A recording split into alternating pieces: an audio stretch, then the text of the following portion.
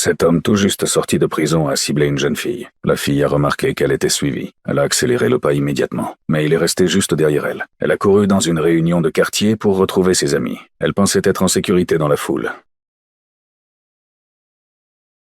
Mais à la fin de l'événement, elle a demandé à un ami de l'accompagner chez elle. L'homme a essayé de continuer à la suivre. Je l'ai arrêté. Je pensais qu'il était un nouveau membre. Je l'ai même invité à prendre un café. Il a temporairement abandonné sa cible. Je lui ai donné des vêtements. Et je lui ai demandé son nom. Il a dit s'appeler David. Au moment où j'ai voulu l'enregistrer, il est devenu soudainement nerveux. Il a dit qu'il était juste de passage. J'ai voulu l'observer davantage. Mais j'ai continué à l'accueillir normalement. J'ai pris une photo de lui. Pour l'archiver, à ce moment-là, mon téléphone a sonné. Je suis sorti pour répondre. Il a profité du moment pour regarder une photo de famille sur la table. Quand je suis revenu, il était déjà prêt à partir. Je voulais le recruter dans l'organisation. J'ai même voulu l'aider à enfiler ses chaussures. À cet instant, j'ai vu un dispositif de suivi à sa cheville. Je suis resté figé. L'atmosphère est devenue immédiatement gênante. Il a rapidement remis ses chaussures et s'est dirigé vers la sortie. J'ai hésité un instant. J'ai voulu le retenir, mais il n'a pas répondu. Il est parti directement. J'étais déçu. Je voulais devenir pasteur principal. Je suis allé vérifier la fiche d'inscription. Il n'avait rien rempli. J'ai été profondément déçu. Pire encore, cette nuit-là,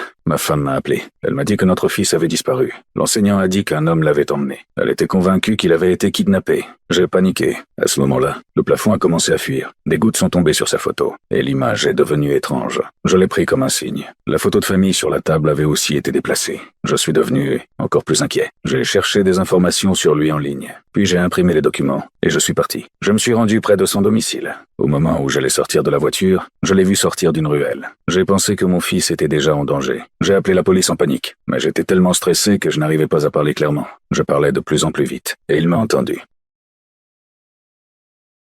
Il a regardé dans ma direction, mais il ne m'a pas vu. Cependant, il est devenu très méfiant. À ce moment-là, mon téléphone s'est éteint. J'ai branché le chargeur en urgence. Quand j'ai relevé la tête, sa voiture avait déjà disparu. Je l'ai poursuivi immédiatement. Je l'ai suivi jusqu'à un virage. Mais sa voiture avait disparu. J'ai pensé qu'il avait pris une petite route. J'ai tourné aussi, mais je ne l'ai toujours pas vu. Je me suis arrêté pour faire demi-tour. À ce moment-là, sa voiture est apparue derrière moi. Il m'avait volontairement attiré ici, pour voir qui il suivait. J'ai paniqué, et j'ai essayé d'appeler la police. Mais mon téléphone était déjà déchargé. À ce moment-là, il a frappé à ma vitre.